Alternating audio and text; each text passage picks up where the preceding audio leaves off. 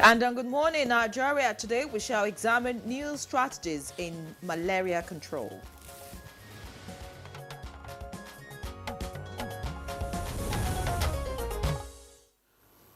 Nigeria, with the highest malaria burden globally, accounting for 27% of cases and 31% of deaths, is now taking bold, innovative steps to turn the tide against this scourge. Absolutely, Victor.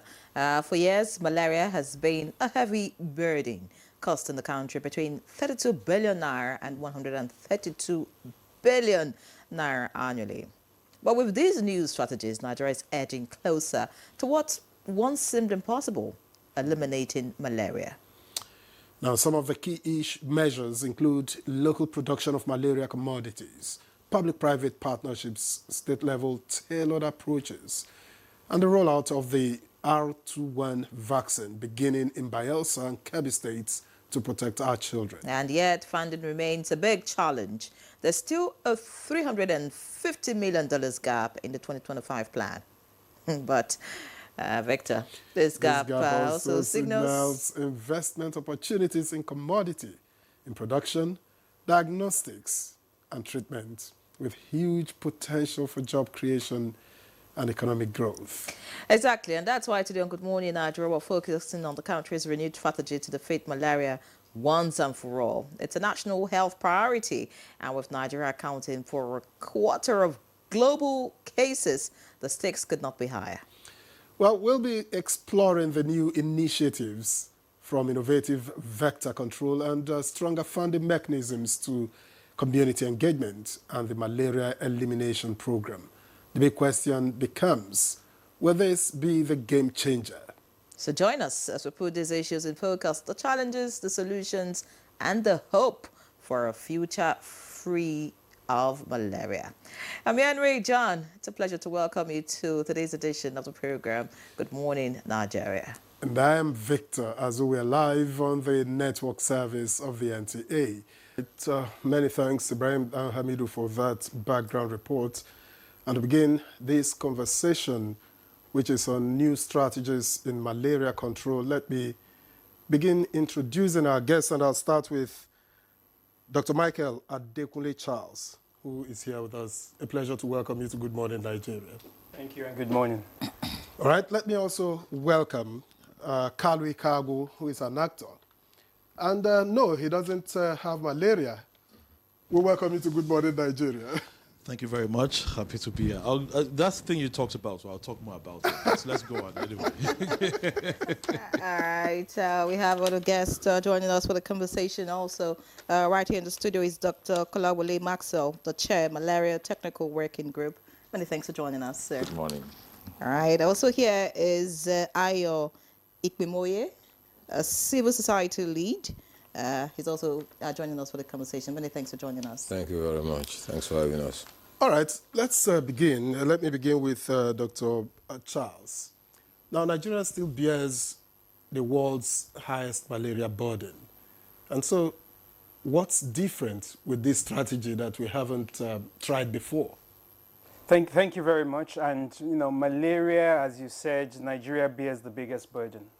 But if I go more globally, we still lose over 600,000 children every year. You know, if you break it down, that's 1,600 children every day, which is the equivalent of about 5 plane crashes on a daily basis. 95% of those are on the African continent, and 30% of those are Nigerian children. So you can see that, you know, the scourge that malaria is causing is really, really bad on the economy, on our population. Now, the strategy we've adopted over the past decade is, you know, looking at malaria elimination just from a health perspective. Yeah. What we're saying now is that we need new strategies, we need new ways. It cannot just be the health ministry that is fighting malaria. We know the causes of malaria, we know the stagnant water, we know the potholes, the drainages, and all that. So we're now saying that the fight against malaria has to be a whole of society approach. We need education, we need infrastructure, we need agriculture, we need everybody, and that's why we've also engaged our colleagues from Nollywood to say, join us in the fight, And that's the only way we can beat this deadly disease. All right. Many thanks for your response, Doctor. But like you said, we've been dealing with malaria for a long time. It's not like a movie, right? This is real. It's affecting every one of us. These strategies that you're currently, trying to bring on board to deal with this, what makes you and your team think that it will work, or it will change the narrative? Part of the strategy is about leadership. And we feel and we know that we have the right leadership in place through the Minister of Health, Professor Pate. We've seen places in this country, in Nigeria, where we've made significant progress. Yesterday in Lagos, they were actually launching the pre-elimination stage, meaning that there is really a lot of progress that has been made in the state of Lagos. And if Lagos can do it, we believe other states can do it as well. So these strategies are working if we have leadership in place, if we have financing in place, if we have the right people to do the work in place, and if we have a whole of society approach. What which is exactly everybody. is Lagos doing that is making it win the fight? Lagos is treating, they're testing first and foremost, they're treating and they're ensuring that the commodities to fight malaria, to prevent malaria, are there. Bed nets are being distributed, insecticide resistance spraying of houses are being done, surveillance is being done, data is being gathered. So we know where the hotspots are. And that's what Lagos is doing, and that's what we're urging others to come on board as well and do. All right, thank you very much. It just occurred to me that I didn't indicate that you lead the Rollback Malaria Program. Thank you very much for your initial remarks. Let me get to Dr. Kolawole Maxwell, who chairs the Malaria Technical Working Group. Now, technically speaking, what change is this likely to bring about by the time we start this whole new strategy? What change are we likely to see with it? Yeah, thank you very much. Our expectation is that with this new big push, it's going to assist us not only to move faster, but to move in the direction of eliminating malaria in Nigeria. And as Dr. Charles mentioned, we've had, experiences of states that are progressing in Nigeria. Some of them might not have reached pre-elimination phase like Lagos, but we have a lot of states, Kwara State, Anambra State, that are making progress. And we are congratulating and wishing all our colleagues that are making efforts to make this possible. He mentioned that we will be looking at every aspect to make sure that this change is permanent and sustainable. And one of the things that we are emphasizing in the Malaria Technical Working Group is the issue of not forgetting the science behind the disease. What I mean by science is to remind ourselves that there's a parasite, which is Malaria falciparum, that is causing this, Plasmodium falciparum, that is causing this.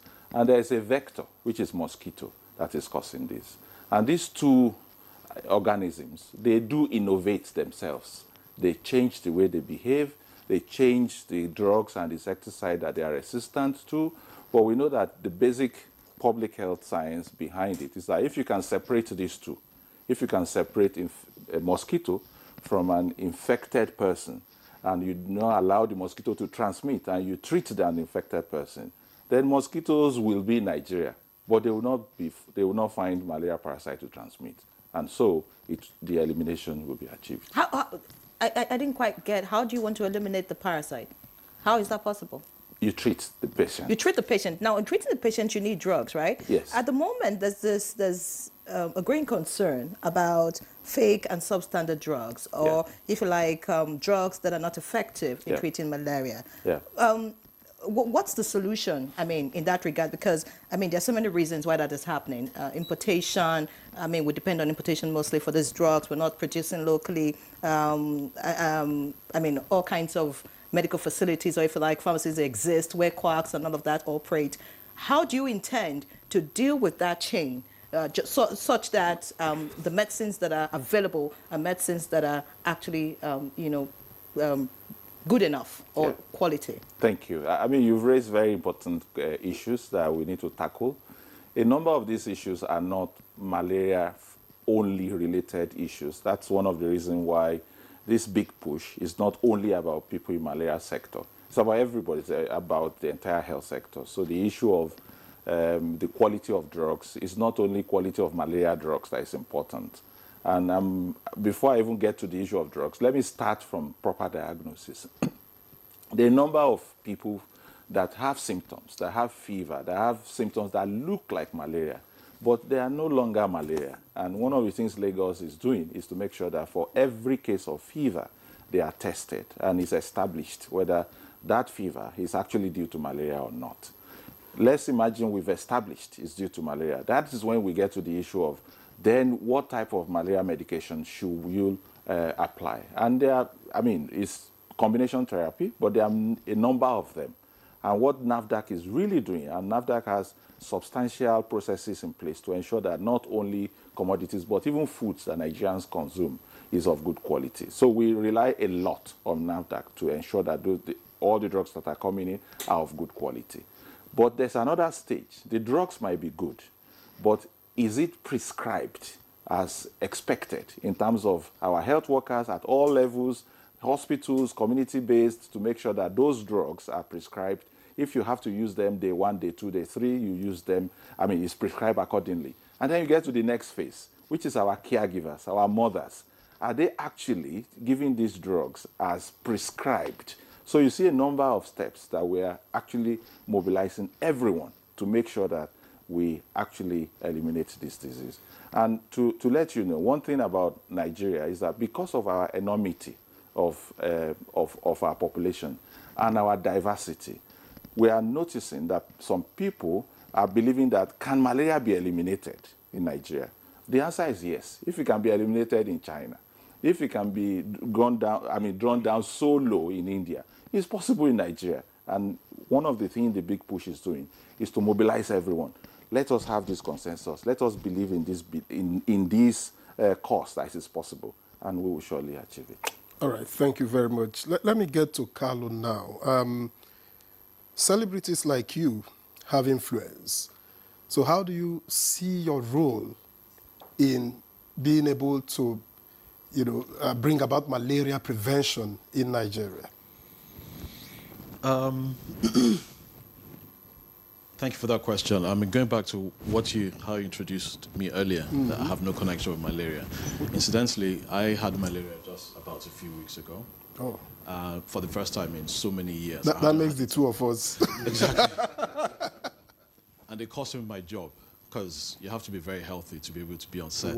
Were you tested, or you just assumed you had malaria? Because a lot of Nigerians assume Yes, I was tested. Okay. Yes, to my shock.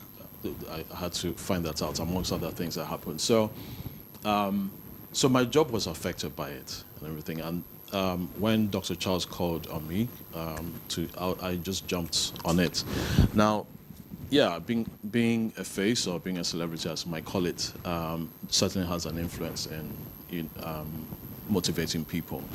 But on a larger scale, this is where Nollywood comes in, because we are the best medium to sensitize people through our movies and through our stories on how best to go about how these things that Dr. Kolawole talked about, the stages of prescription, adhering to what is prescribed by the doctor, specificity as to what drugs to make sure to follow the drugs that are being prescribed for the particular strains of malaria or whatever the case may be. Our medium is the best, through our stories, because we tell stories about ourselves, for ourselves, that relates to the everyday person. And what better medium is that to do? We can also work with telecoms companies to, inform the public or, help with financing and stuff like that. And also with mosquito nets and the use of mosquito nets, because it's kind of alien to some people having to go under the nets and stuff like that. So that's how powerful Nollywood, not just for myself, but for the industry as well, to collaborate with RBM to, have a cohesive inclusion with everyone to fight this malaria. All right. Many thanks, Kalu. Mosquitoes are no respecter of persons, including Nollywood stars. And so, anyways, let's get to Aya now. Listening to all of this initiative and all, sounds very good. But I'm thinking how you think we can actually eliminate malaria in Nigeria, considering the fact that most Nigerians pay for, or rather take care of their health from out-of-pocket spending. And that's like a major challenge, right? They tell you that qualitative malaria drugs goes for about 4,000 plus these days. And you ask yourself how many Nigerians can afford that. Now, if we do not have, a health scheme that, caters for a lot of Nigerians such that they do not have to pay out of pocket, do you think this fight can be won? Okay, thank you very much. The big push now seeks to mobilize everybody, recognizing that everyone has a role to play. The healthcare giver, the health insurance provider, the pharmaceuticals, the community leaders. We all come together. But it must start from a premise that we all accept the reality that malaria can be defeated. You see, we are in a place now that people have given up. People are just not comfortable, but just think that we're already beaten by malaria. So just do your best, you will get it, treat it anyhow you are. If you cannot afford high quality ACT, go and drink agbo. And and some of the side effects that come with that. So when you talk to the people at the community level, mothers, you find out that there is a lot of despondency. But the big push tells us that we can beat this situation. We don't have to accept it as our destiny. We are not destined to live and die with malaria. But if we are not going to do that, if we are not going to submit to that fatalism, then we all have to be up and doing. But somebody has to give us that push, put some impetus behind us. And that's what Big Push is about. Now to your question, Nigerians are poor. Not Nigerians are poor. A lot of community members are poor. And it's been established that malaria is both a cause of poverty and a consequence of poverty. Professor Jeff Sachs, a development expert globally, did a study of the poorest countries of the world. He did a chart. Then he did another chart of the countries that had the most endemic malaria in the world, that have the largest incidences of malaria. And he laid one chart on top of the other. They were exactly the same. So the poorest countries of the world are the countries that also have the most malaria. Now the question is, do they have malaria because they are poor? Or they are poor because they have malaria? It's both. Just like you said, imagine a family that lives on the minimum wage now have to treat 4 or 5 children every other month with 4,000 naira. For 2 kids, that's 8,000. Out of how much are they earning? And then when it's not just the cost of the drugs, when the child is sick, that means the mother cannot go to market to sell her products. That means maybe the father cannot drive the car that he drives. So see the loss of income, and yet they have to look for money to treat the child. And then the periodicity of the malaria infections drive down the ability of the family to make money, to earn income, and also takes what they have. So that's why we're saying now at this point that let's do something new. Let all of us come together and everybody understand and play their roles. As we go later, we'll see what roles the communities play. Thank you. But from the citizens' angle, since you are from the CSO, yes, what do you think the people really want to see with this new strategy? Yes. Number one, people want to see leadership by government. There has to be a galvanizing force. And that's why we're happy that our current Minister for Health, one of the first things he did was to call all of us together and say, let us rethink malaria. Evidently, what we have been doing in the past have worked to some extent, but we cannot continue to go that way. There has to be political leadership. All right. And then there also has to be an infusion of resources, money into the healthcare system.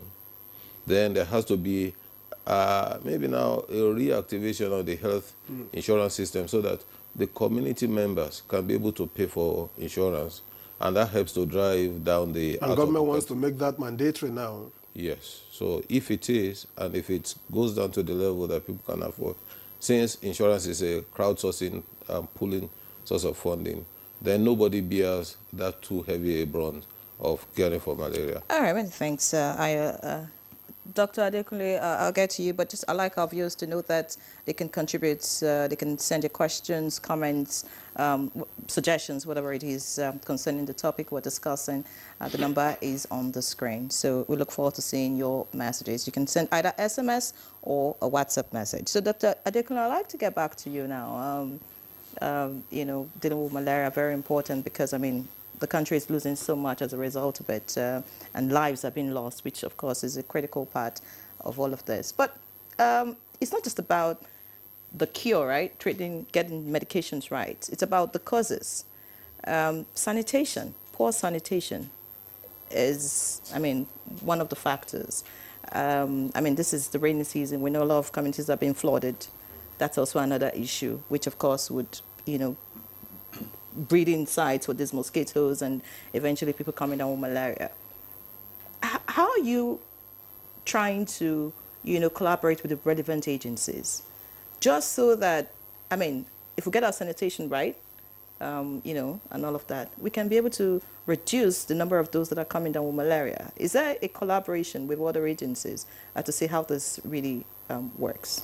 No, thanks, Stan. That's a very good question. Before I come to Nigeria specifically, I'll give an example of Uganda, where the parliament has made a decision that every single ministry has to have a budget line for malaria prevention. Whether you're Ministry of Education, Gender, Infrastructure, Development, whatever, you have to have a budget line. And that is what we're saying with this new strategy as well. In Nigeria specifically, what exactly you described. You know, in some parts of the country where it's a rice growing field, we know rice has stagnant water. Stagnant water breeds mosquitoes. So is it the Ministry of Agriculture to take care of the mosquitoes, or is it the Ministry of Health?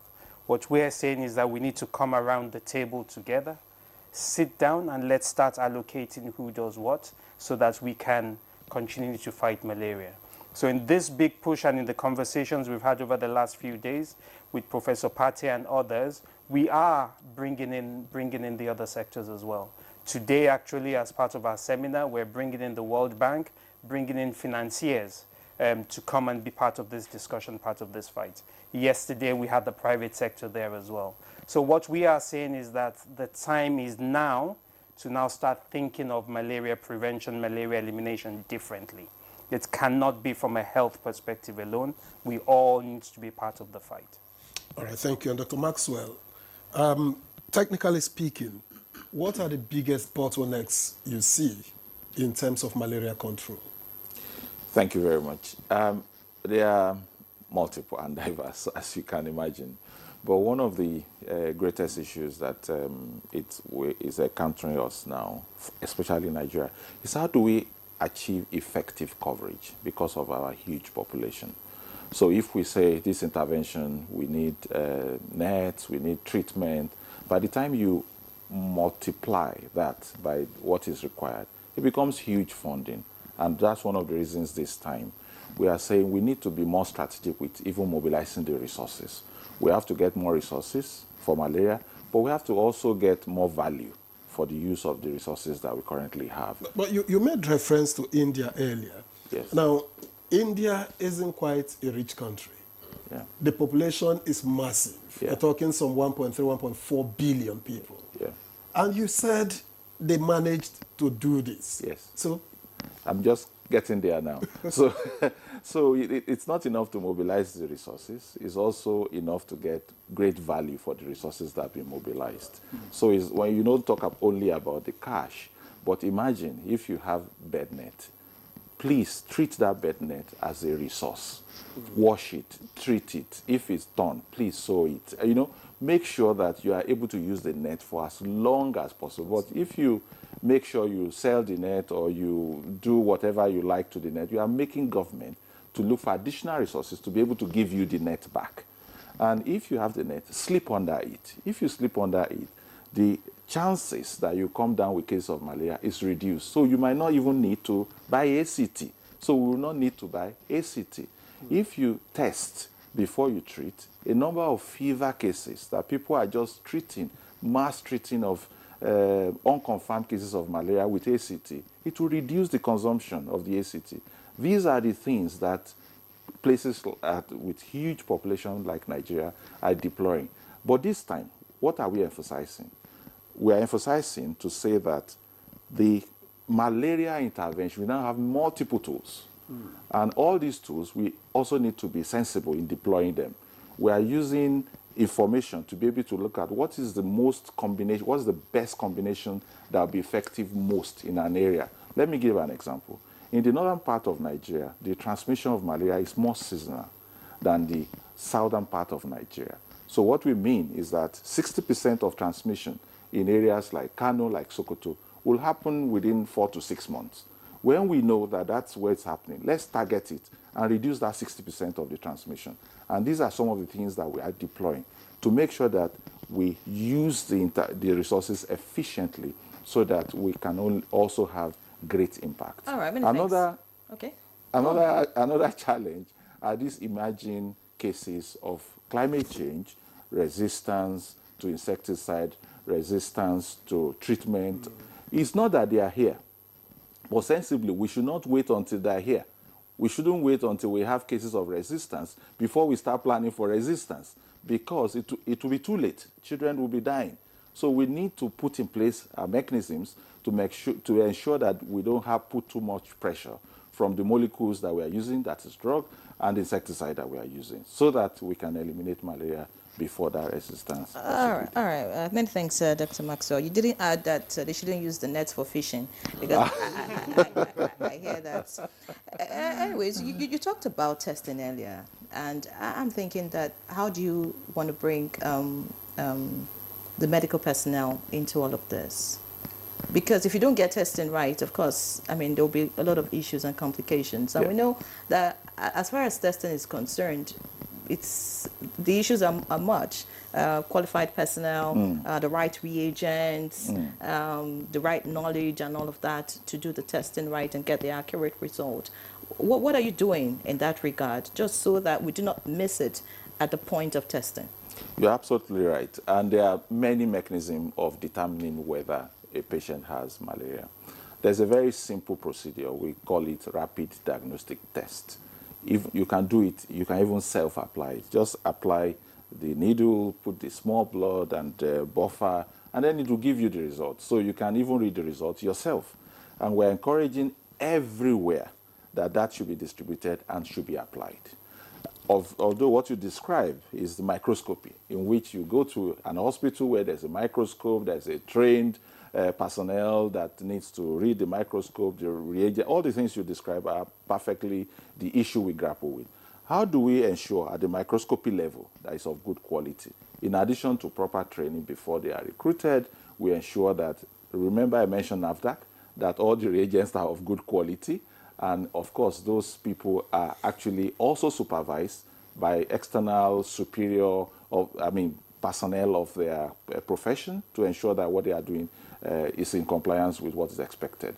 At the microscopy level, it's also even bigger than malaria, because you use microscope to test many things, to test for TB, to test for malaria, and to test for any other disease. So the issue of quality assurance of what comes out of our laboratories is very critical, and that is ongoing. But for malaria, we are also encouraging the use of that rapid diagnostic test, not only in public sector, also in private sector. That's another thing I would like to add when somebody asks question around Lagos. Lagos has huge private sector, and people are testing, people are treating, and that they are working that's why leadership is very important, because the Lagos state government is actually working hand in hand with the private sector to ensure that what private sector is doing and what public sector is doing is adding together for the real good of the state. All right, Dr. Maxwell, thank you very much. Let me get back to Kalu Kago now. What would you say is missing from the way we communicate malaria issues to ordinary Nigerians? I think I was talking with Dr. Kolawole Maxwell day before yesterday, and there's a salient point he made, which was that the greatest danger of malaria is that it's been normalized. It's an everyday part of life. So the people are desensitized to the danger, the prevalent menace malaria has in our lives.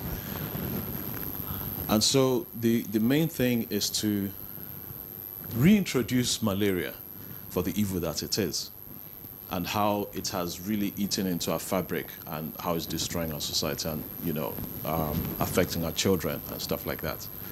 I think that's a major thing, and that is where Nollywood can come as a media to reinforce that and bring that up and say, look, this is a problem. We need to readdress it. Each family has to readdress it and say, look at the various points, because it is affecting you, especially the ones who are not, like he said, not well-to-do, who are poor. These are the responsibility, the little steps you can take to mitigate all these things. And also, like Dr. Charles said, leadership, holding the leadership more accountable. Like if it's the local community the ballets or the chiefs of the community, and say, look, we heard the government did this or is doing this. What can you do to help us with our society? When are they coming to what do you call it? To spray our environment, fumigate, stuff like that. When are they coming? So to hold them more accountable. So that's why the importance of reintroducing malaria for the evil that it is important to every facet of society. I think that can be a great start to this. All right, many thanks, Kalu. Mr. Ikmimoye,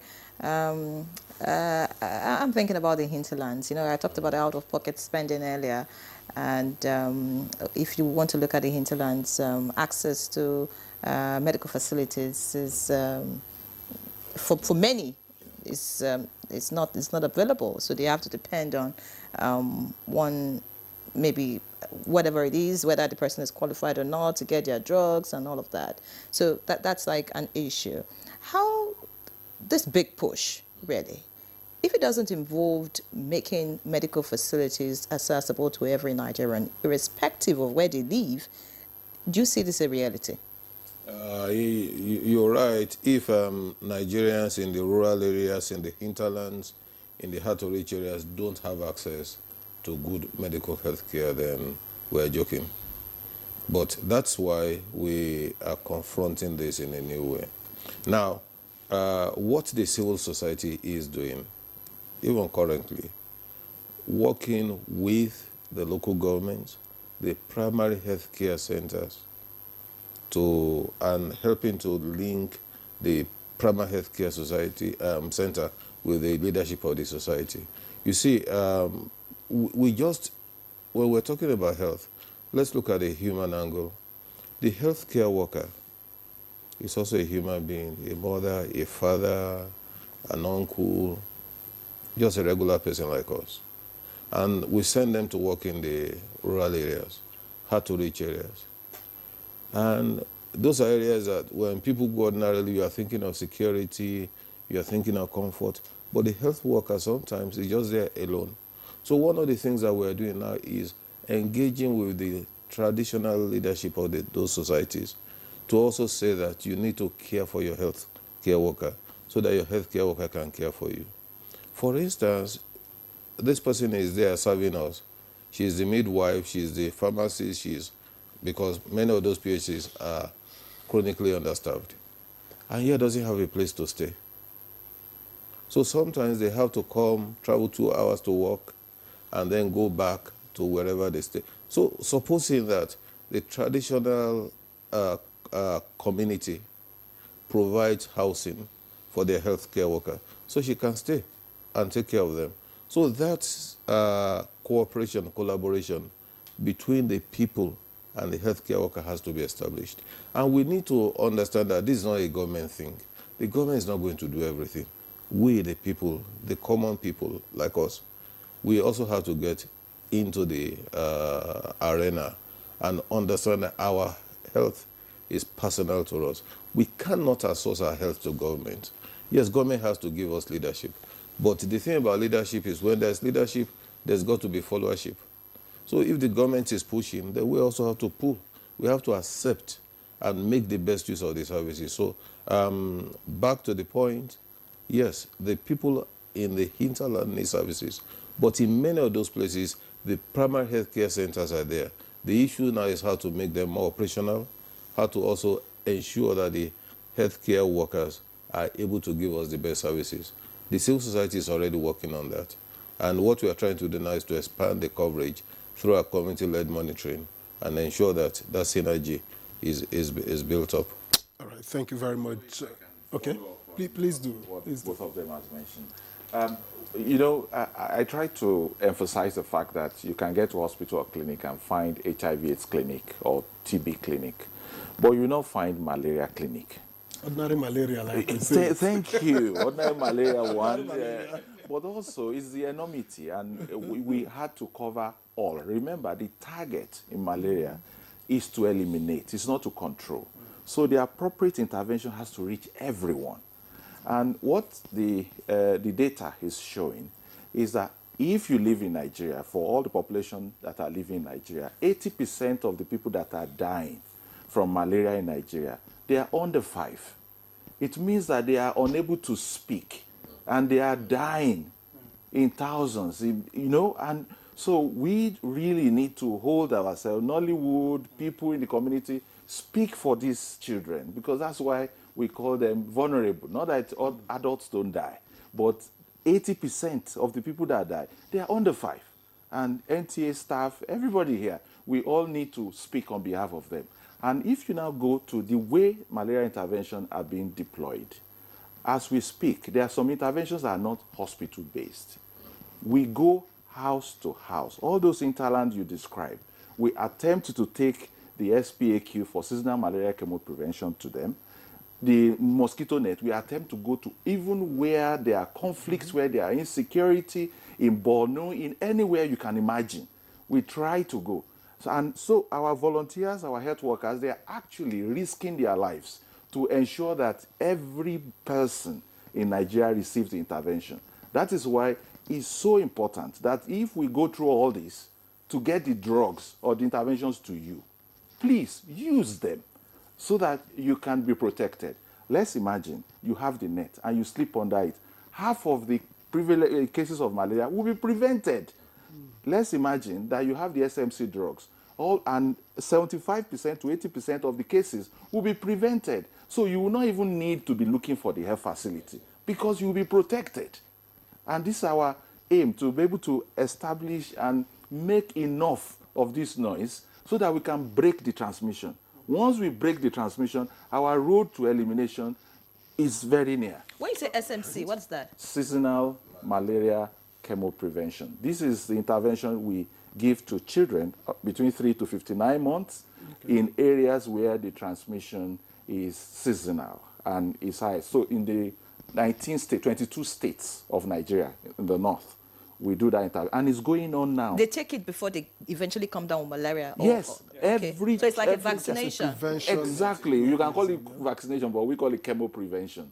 A drug to prevent. So a drug you take to prevent you from having. So in FCT, if they have not been to your house this time, please let us know, because we need to get to everyone's house. They have not been to my house. Okay, we need to discuss it. And if you have eligible children in your house, you must be treated. Even if you don't, they will paste something on your door or a mark to show that they've been here. They found out that you don't have a child that is under 5. Okay, anyways. So usually shortly before the rainy season, so that's when the mosquitoes breed all right. a lot. Now you talked about children. What about the M21 vaccine that was rolled out some time ago in Kebbi and Bayelsa? What's the situation with that? Yes.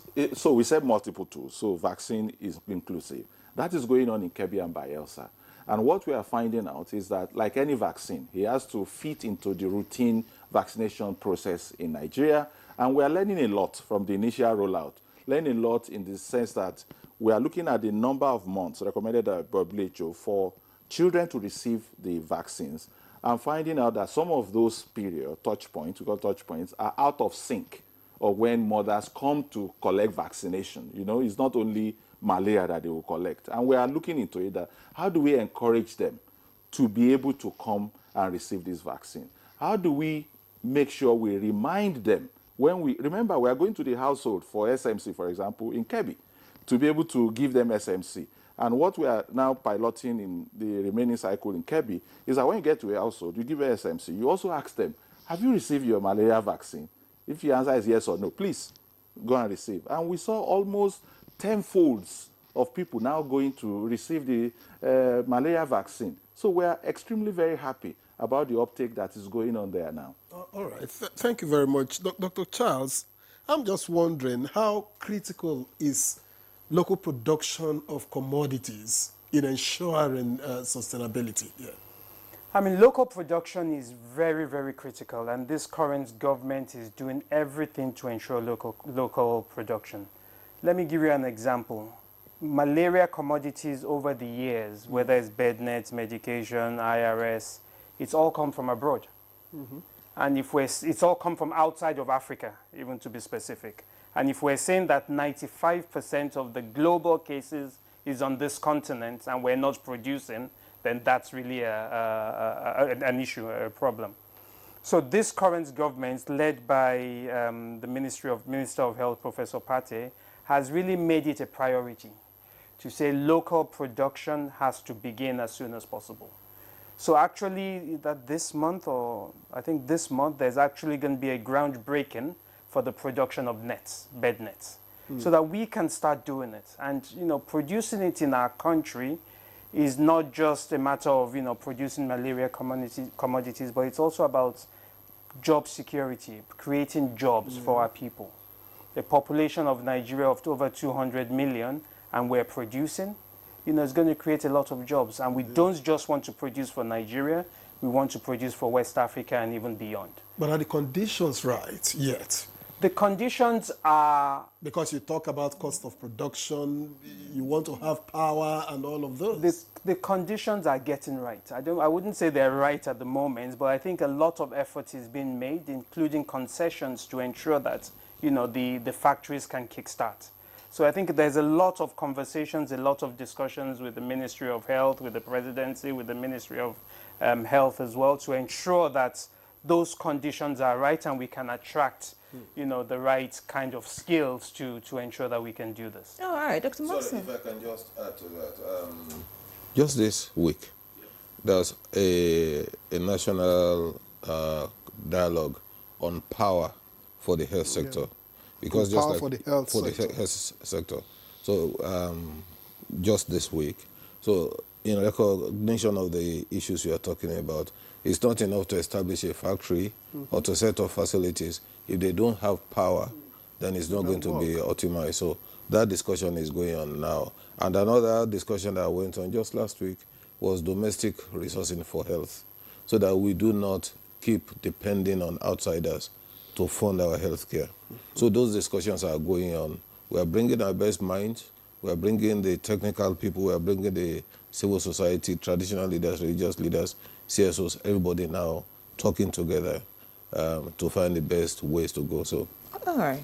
Dr. Maxwell, I'm just thinking that if we do not shatter some misconceptions about malaria, this big push may not be quite successful. Say, for example, a lot of people, like Victor said, this is not malaria. You know, it's one of the easiest things they think they can deal with. That's one. Then two, a lot of people would prefer to use leaves, barks, and all of that to treat. I mean, and I know doctors like you would, you know, disabuse Nigerians from using that. Then there's also the belief by mothers these days that every 3 months, whether your child is ill or not, just take anti-malaria. Wow. Right? It's ongoing. A lot of people do it. In fact, school has resumed. Some people will tell you, once your child is resuming school, take anti-malaria. Just so how can we really, deal with all of that? It's a mindset thing, because if we can change all of that, then I think we'll go some way, right? Yeah, you're absolutely right. And I mean, that's why we need Nollywood, we need you, we need media, we need the mothers themselves. Because malaria has been with us, and it's been responsible before now for almost all the diseases. I mean, when we're training in school, they say common things occur commonly. So even before the test, just treat for malaria. But things have changed. And that's why we're encouraging even clinicians to move away from diagnosing malaria from clinical symptoms. Please always do it by parasitological. Take the blood, test whether the parasite is there. It will encourage, it will help all of us. Imagine if the parasite is there and you give the appropriate drug and the person still didn't get well. It's a very important evidence so that we can see, is it that the drug is not working? Is it that the parasite is behaving stubborn? It's so that we can mutating. We can do something. But if you don't do that, then everybody is just doing what we are doing blindly. And in this age and day that we should stop doing that, because the life of our patient is very important. But it's not only when you meet somebody that has what we call uncomplicated malaria. It's even very important when it has become severe. And severe means the time that you need to actually act to prevent that person from dying is very short. You have like 24 to 48 hours. If you don't take a decision to make sure that that child is receiving appropriate medication, the child is dead. And that's standard way of why we have 80% of them being the one that are dead. So we need to combat this. It starts from even the clinicians. That's what I'm trying to say. Say the right thing to the mothers. Guide them very well. Don't rush. Don't be very clear what you... I went to one state to monitor the seasonal malaria chemo prevention, because we are testing the assumption. The assumption is every child, if you receive SMC drugs, 75 to 80% of the cases should not happen. So I went to the household to go and find out household of a child that they've brought to the clinic within that time with malaria, and it was positive. And when I got to that household, I said, "Mother, have you received drugs?" She said, "Yes." "Have you given?" She said, "Yes." Oh, that's interesting to me. So maybe the drug is not working. But when I found out, rather than for her to give 2 drugs in day 1, 1 day 2, 1 day 3, she's giving 1, 1, 1. So the wrong footing. Exactly. So it's not enough for you to say, "I've treated you," then go home. We need to follow up. This is the basic way. So that means your message should go beyond just using English. You need to begin to speak the languages that the mothers understand. Exactly. Even if you are even meeting a mother that probably cannot speak well, or it has some challenges with speeches and so on. So you have to even put it in a diagrammatic manner that you can really show that this is how this thing goes, so that the mother can understand. And that is why the equity comes to bear. You don't only focus on all of us that are in the urban area, all of us that are literate. You actually need to start from those people. I mean, I want to give an example of Kogi State. During this area, it floods very well everywhere, but I'm just using Kogi as an example. We've planned to distribute seasonal malaria chemo prevention. We've targeted, because it has to be every 28 days, we've targeted to go to your place, and then bingo, there is flooding. So what do? Everybody, you can't access them.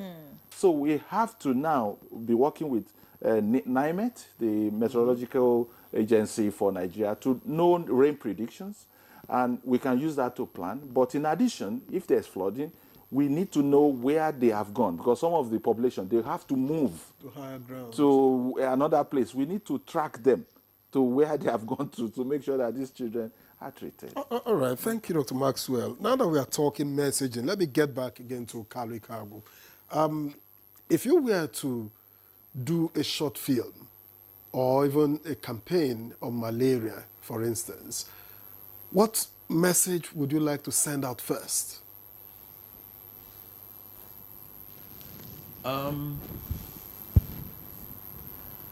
I think through the vehicle of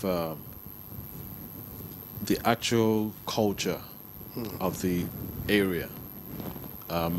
Of course, it has to be targeted, that is, specified community. We have to know which community we're talking to, what parts of the country we're talking to.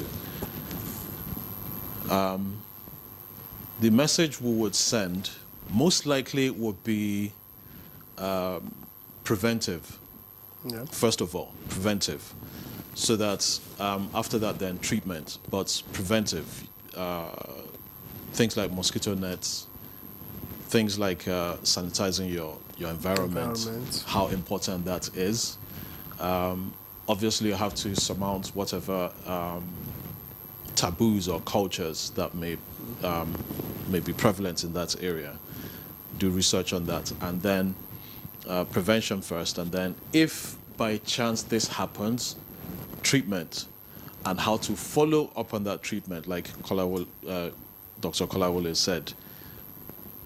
We are able to have that diagrammatic way of taking drugs. Like if you're supposed to take these drugs, take it this way. Follow the prescriptions, adhere to them, because these are the consequences of not following through with it, and not just to assume that anything fever is malaria. So these are the steps you can do, and it can be done within 10 minutes. A 10-minute short film, 5-minute short film, 30 minutes, whichever the case may be.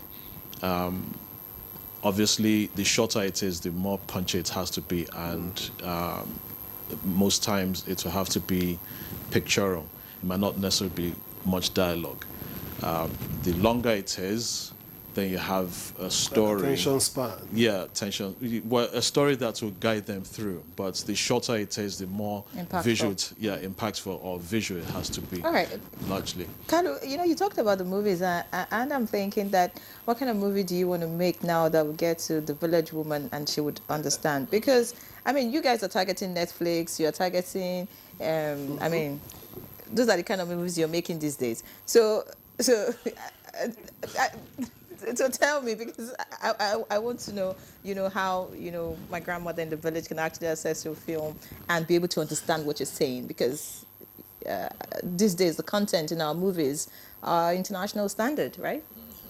Well, I think that's a misconception, because Nollywood actually covers all facets. You have Netflix, the big streaming services. You have YouTube. You have down to the, even if we have to fall down to the ground. I mean, this is a drive. It's not. I'm not here to make money. I'm not here to say, oh, this is. We're here to combat malaria, and so to do that, we have to get down to the grassroots. If we have to do a local cinema or projection thing to, do that and go to communities and do that, we'll do that. And probably have it in different languages, like Igbo of course, and all of definitely. that? We'll do it in different languages and go to, the target is to go to all facets of society, and however, whatever means we can do that. Like I said, this is a collaboration with the government. If we're going to do that, even if we have to put up a tent or a screen in a village and do it and then project it to them in their communities, no matter how combative or whatever the case may be, we'll do it. We're not doing it for our own pockets or to, make ourselves stars. It's a campaign. It's a campaign, if that makes any sense. So that's all right. Can I add to that? Please do. I mean, what I'd like to add is, because our target has moved from control to elimination, it means it's not enough for us to focus on the behavior of individuals as it affects their protection. It also now needs to include the behavior of individuals as it affects the entire community. Because you are not sleeping under the net to protect yourself alone, but if you hang insecticide net, and all of us are hanging insecticide treated net, it affects the transmission within that area. If you ensure that you support the mother, the child that is sick, to be able to reach the hospital on time, it makes sure that that child is treated, but the child is also cleared of parasites for the period that the child doesn't have. So the focus is now to be making us to adopt a culture.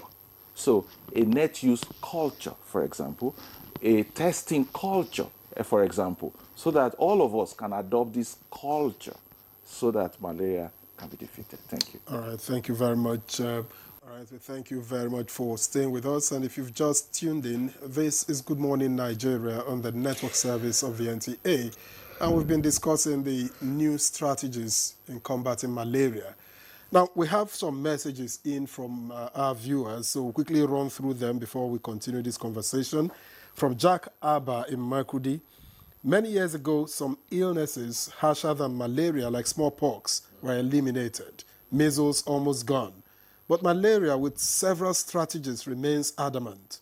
The question is, if mosquitoes are the real causes of malaria, why are the strategies to defeat malaria not targeted at eliminating mosquitoes, as done with tsetse flies and the likes? Okay? Interesting. And from Kasim Umar in Kanu, in mobilizing funds to tackle malaria in Nigeria, stakeholders should prioritize domestic resource mobilization, as over-reliance on development partners can be disappointing, especially considering how the United States abruptly decided to cut off aid to developing countries. And from Francis, I love your topic about malaria, and I will love you to tell me how to stop it. I guess we've been doing that all day or morning. And finally, from ACG James Bassi, retired in Lagos. Good morning. Can we talk a little bit more on how Brazil eliminated malaria within a few months by spraying their environments, bushes, stagnant water bodies, etc., with special granules to feed mosquito larvae? The granules are formulated to burst the stomach of the larvae. That way, they don't grow to maturity. And we know that the culprit female mosquitoes don't live beyond 30 days. We need not reinvent the wheel. I urge the Honorable Minister of Health to give this solution a trial. It will work. Let's try it, Nigeria. Thank you. All right, Yenri. All right, I'll take some of the messages I have too. This one says, good morning, I appreciate these efforts. However, I want to add that despite the threat of mosquito-induced malaria, we do not really care. Why? One, we do not respect and care for our environment, especially in the area of refuse disposal. The need to educate our children from our homes at the proper disposal of refuse so we can see it as a culture. Then lastly, give support to the society and the NGOs responsible for tackling this scourge. Arabi Kende Paul from Life Camp Abuja sends that. Another one says, good morning to you and your guests in the studio. Regarding the malaria vaccine, I don't think there's enough sensitization about it to the public. A lot of people don't know where to get it. That's Jerry Thomas from Kaduna. I think there should be reinforcement of laws that guide a cleaner environment, bringing people to book and sanction environmental offenders. What happens to Sanitation Day, which kept Nigeria super clean every Saturday per month? I really miss those days. Last Saturday. That's coming from Mr. B in FCT. Another one says, good morning, Nigeria. My name is Flajimi Akintude in Niger State. I love this program and you're doing this. I love the program you're doing this morning. God bless NTA. God bless Nigeria. I hope our local government people try more to distribute more mosquito nets to the people in rural areas. Unfortunately, I was in one area in Oyo State, Ogbomoso,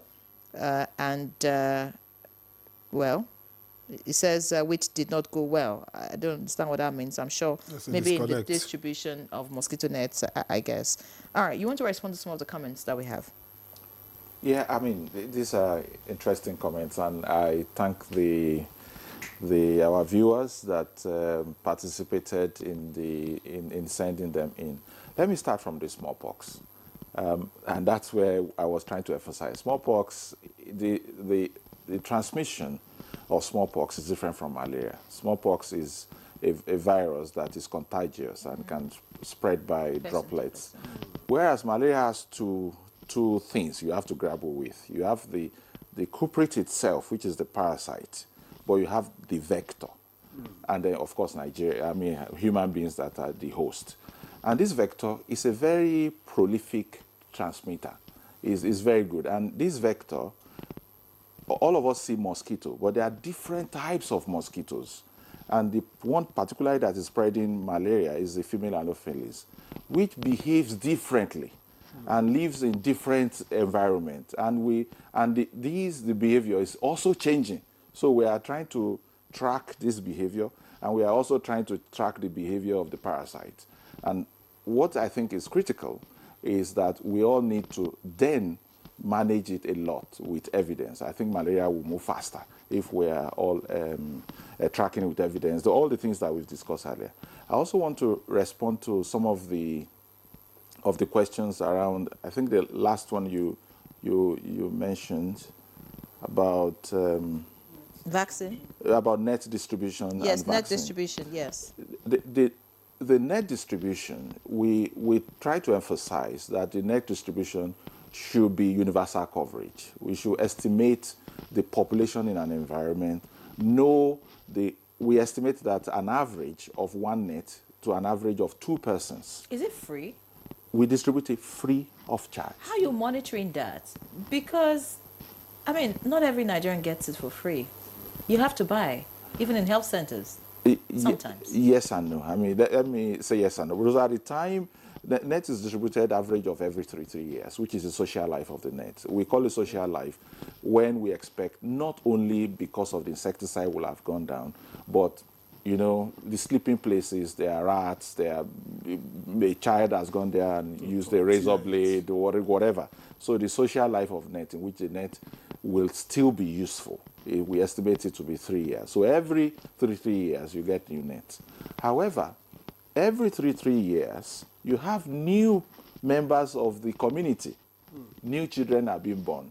New women are getting pregnant. New people are immigrating to that community. So those new populations still also need to be covered.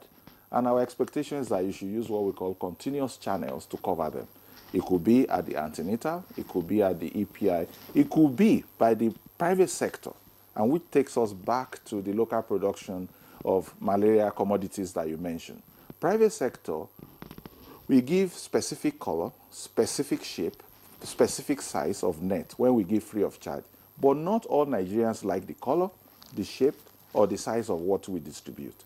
Our expectation is that private sector will then reach out to Nigerians that like something different, that like nets that are made with cartoon characters, that are made with picture of Kalu, and so on and so forth, which can encourage this net culture that we talk about. We cannot expect a net factory outside of Nigeria to do that. It's only a net factory in Nigeria that knows the preferences of Nigerians and be able to respond to that. In some culture, talking about culture, some colors that we give doesn't work. It makes them feel as if they are dead people, if they are using white net or whatever. So we need to understand these are different culture and preferences and respond to them. What about the Brazil example? I'll respond to Brazil. So Brazil actually hasn't eliminated. They've been able to drive down the burden a lot through different methods. And some of those methods is what we also want to incorporate. You talked about larvicide, about spraying. Certainly that's what we also want to start doing here in Nigeria. We're doing it already, but how do we do it en masse so that at least we can, get to the mosquito breeding sites as soon as possible. There's also the use of AI, artificial intelligence, where in some countries they actually use drones to identify where the breeding sites and then use the drones to also spray. So those are some of the new technology, new strategies that we feel we can, bring into the conversation and into the country. The other question around domestic resource mobilization, I think is very pertinent, and a lot of our leaders are really now looking inwards to say we cannot be left dry, we cannot be left out there by one funder just pulling out funds and then we don't have enough to take care of our people. So there's a lot of effort that is being made. Yesterday we were talking almost the whole day about domestic resource mobilization. And for malaria specifically, what the country has done is that they've set up what we call the End Malaria Council, which is really private sector, public sector coming together to see how can we raise additional funding. And the chair of that End Malaria Council is actually Aliko Dangote. He was meant to be with us yesterday, but he was caught up with other matters. But these are the kind of energy, these are the kind of things we want to bring in to ensure that private sector, domestic resource mobilization, we're working together to give the additional resources that is needed to the fight against malaria. All right. Thank you. Ayo Ekpimoye, how critical would you say the role of the civil society, which is your constituency, is in holding government accountable in terms of funding and implementation? Okay, that is one of our most fundamental roles. Accountability, being a watchdog, being the advocate for the masses. In several areas. One, in provision of funds. Just like it's been said, we cannot continue to outsource our health to outsiders, no matter how good intention they are. They also have their own challenges. And if they now say we got to take care of ourselves, we don't blame them, because it's we who should take care of we.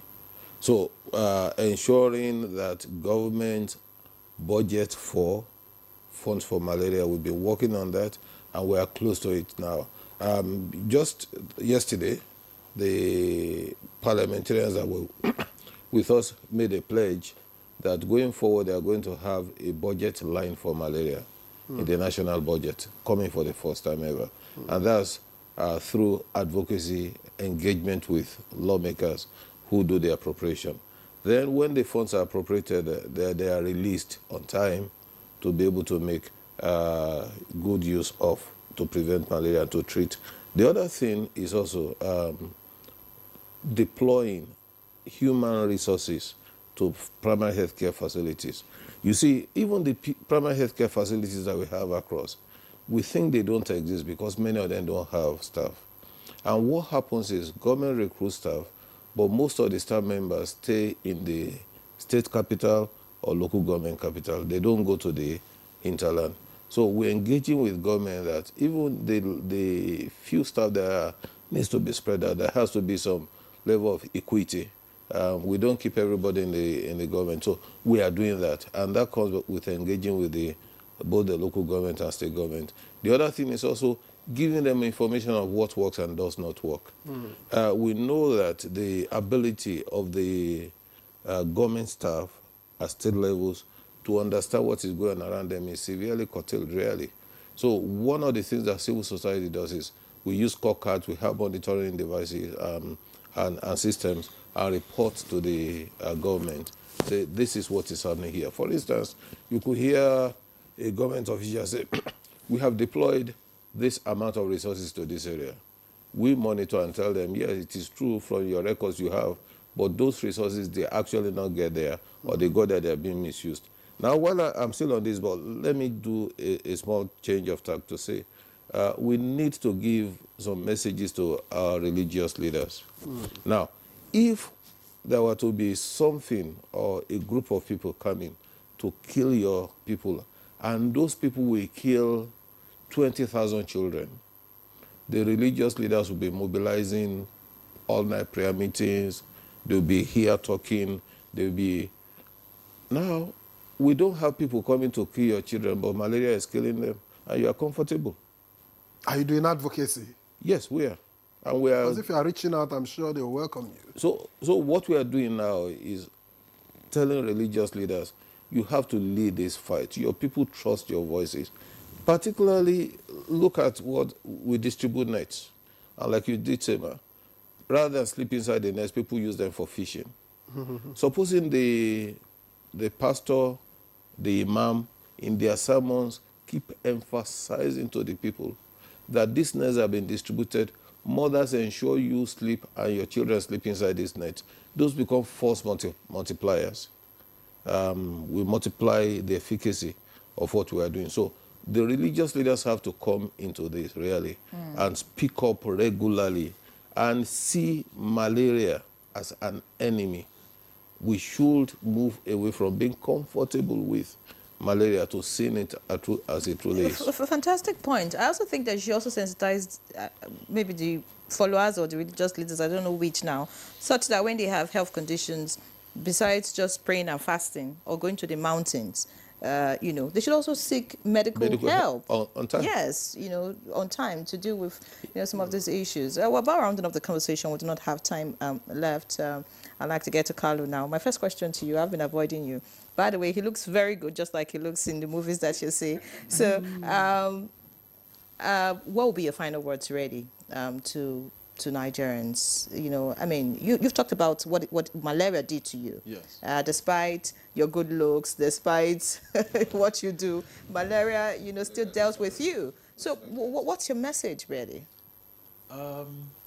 Well, yeah, I seem to be out there, but you also forget I'm also in the bush sometimes shooting, and that's where the mosquitoes really hit you hard and everything. So my message to Nigerians is it affects every one of us wherever you are, and the government.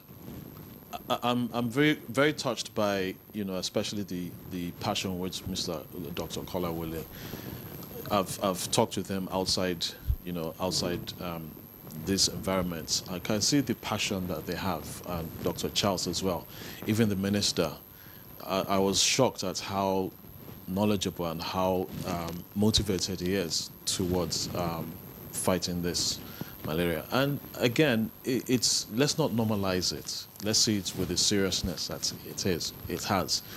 I call it the silent killer because it decimates our children. It affects our very lives, our livelihoods. I had to sit down at home for a while. And it affects every one of us. And let's listen to the government. And I have a lot of faith in God. And in that, I have faith in Dr. Declan Charles with his drive towards eradicating to malaria. And that is why I am personally invested in it, and Nollywood as well. So let's all join hands together, listen to us, and it's something that we're all involved in and to be to our betterment to eradicate malaria from our society. All right, I'm sure the women heard you more than the men. We need to round off. Dr. Adekunle, like you talked about, really, I also felt the passion that which both of you spoke about all of this. How do you want to transfer this to everyone? Those people who are distributing the nets, such that they actually distribute it. Do you understand? For free, right? And not give to their friends and cronies, and they just stockpile it in their homes, and, just so that everybody who is involved in this whole thing carry the same passion and do the right thing. Yeah, I think it all comes back to your conviction. And if you've seen children die, if you've had, encounters with malaria, which we've all had in one way or the other, I think automatically the passion should come. But as Nigerians as well, we need to change our mindset. We're not doing it for us as individuals, we're doing it for the society. And I'll just give you a brief statistic. If we're able to bring down the burden of malaria by 90% on the African continent by the year 2030, we will raise the GDP of the African continent by $127 billion US. That for me is enough motivation to say, let's do the right thing. So we need to continue to communicate, we need to continue to advocate, but more importantly, we need to see this fight as our collective fight. Everybody has a role to play, and everybody should play their role as best as possible. All right, Dr. Maxwell, in a minute, in terms of data, how reliable is our surveillance system in being able to pull this together? I think we are getting there because their surveillance is a system, as you've said. So it includes looking at the active surveillance and then the passive surveillance and the surveillance for other diseases. But the good thing about malaria is that you can test That's a good thing. The good thing about malaria is that in terms of malaria control activity is that you can test the assumptions from what I've said. Some of the interventions are community-based interventions. When you do this, you should get this. If you sleep under the net, you should do this. If you take your SPAQ, you should do this. And once that starts happening, now that we're even going digitized, in the sense that we are able to get, when we get to an household, we are able to have the GPS of that house, have data for that particular child. So when we are going back next year, and so on. We know that this is the same child. So it improves the quality of our data, but it also improves the commodity safety, because you can't now play pranks. If they've received or not received, we have the data, and we are monitoring you. And we are also using AI. We want to include maps now, that in a particular setting, AI can guide us on how quickly you can cover every household. So we have an estimation of the number of households you can cover per day. And so we are in a situation where we are using technology to actually improve efficiency. All right, many thanks. For that. We need to round up the conversation. We hope to have you, some other time, to tell us about the success stories and where we are, in dealing with all of this. Thank you so much for being our guest, Dr. Michael Adekule Charles, Rollback Malaria Chief Executive Officer. Thank you so much. It was indeed great listening to you. Dr. Kolawole Maxwell, Chair, Malaria Technical Working Group. Thank you so much, and we hope that you keep up the good work. So we can actually see results at the end of the day. Ayo Ikmemoye, Civil Society Lead, thank you. Continue to do your oversight. And, of course, the one and the only Kalu Keagu, actor.